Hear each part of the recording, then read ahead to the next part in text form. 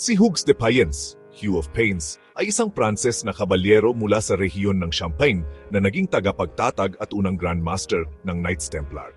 Pagkatapos ng unang krusada, ang banal na lupain ay nanatiling hindi matatag at ang mga ruta ng paglalakbay patungong Jerusalem ay mapanganib para sa mga peregrino. Noong mga 1119, bumuo si Hugues at isang maliit na grupo ng mga kasama ng isang brotherhood upang protektahan ang mga peregrino sa mga daan. Sa simula, hindi sila ang hindi mapatatapang na orden ng mga mandirigma na iniisip ng mga tao ngayon.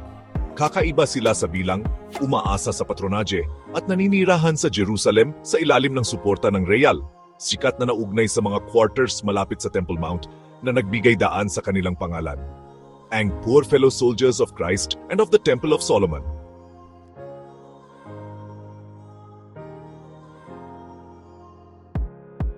Ang nagpapahalaga kay Hugues ay hindi niya lamang pinamunuan ng mga mandirigma.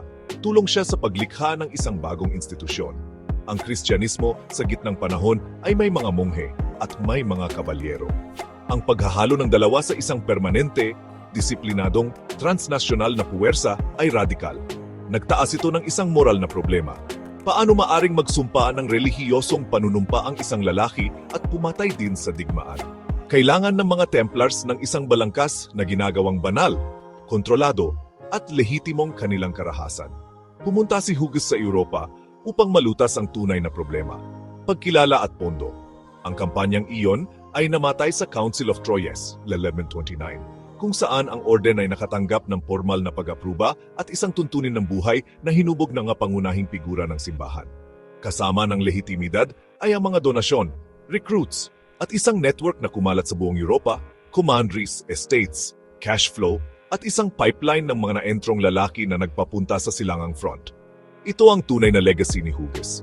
Kumuha siya ng isang maliit na eksperimento sa Jerusalem at ginawa itong isang organisasyon na maaring mag-scale.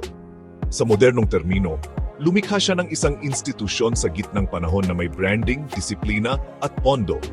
Isang orden na naging elite shock troops sa krusada at isang pangunahing kapangyarihang pang-ekonomiya sa bahay.